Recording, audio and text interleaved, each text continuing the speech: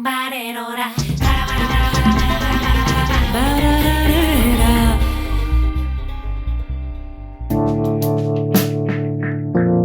Casa das Ciencias podemos visitar 3 plantas de exposición e o planetario. Na primeira planta temos as experiencias que están renovadas dende hai 2 anos.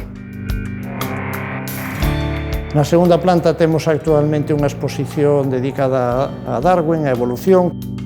Na terceira planta temos unha exposición dedicada á actualidade científica sobre as novas que aparecen nos periódicos sobre ciencia. Dende o principio da Casa das Ciencias, hai 25 anos, hubo textos en galego, programas de ordenador en galego e incluso programas de planetario en galego. Procuramos ter moito cuidado a hora de, por exemplo, un programa de planetario, de ser respetuosos que a xente que recibe o programa, que podan elexir o idioma en que queran entenderse e o mesmo que as actividades que se fan. A motivación sempre foi chegar a un público diverso onde hai galegofalantes, castelánfalantes e incluso tamén ter un trozo para os turistas que veñen que podan incluso recibir en outra lingua, por eso tamén hai algo de presencia en inglés. Aí non moito tempo tivemos unha exposición nos museos científicos, unha pequena exposición sobre unhas rocas que apareceron en Cabo Ortegal, que son das máis antiguas do mundo. Unha señora nos contou que non entendía o texto porque estaba en galego, e fomos con ela a velo e resulta que o que non entendía era a palabra anfibolita.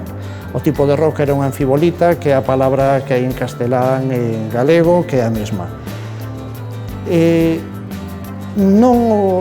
En xeral, todo se pode explicar tanto nun idioma como noutro e normalmente cando non se entende un, non se entende en outro. A nosa actividade temos que facela da forma que sea máis próxima aos receptores, aos chavales e demais. Non hai ningún motivo para que non se faga en galego e non hai ningún motivo para que eles teñan que percibir que hai certas actividades que solamente se poden facer en outro idioma. Ben falado. Os gatiños, cando din miau, o que fan é miañar. Pois como sabes? Ciencia faise en todas as linguas do mundo porque todos os povos, mesmo os que viven sempre na neve ou sempre na selva, tratan de resolver os seus problemas técnicos de defensa ou de alimentación con solucións técnicas e a cada unha danlle o seu nome. Mesmo o ceo está todo escrito. En galego, por exemplo, o planeta Venus ten moitos nomes e todos eses nomes xuntos describen bastante ben o que é. Chamámoslle estrela da tarde ou estrela do pastor porque aparece cando os pastores arrecadan o gando. Tense observado que cando un ano aparece moitas tardes é un ano de tempo bo e hai moito cereal e, por tanto, moito pan. Por iso se chama tamén estrela panadeira ou estrela da fartura. Pola mañán é a última que deixa de brillar e por iso chamamos estreliña do luceiro ou estrela da mañán.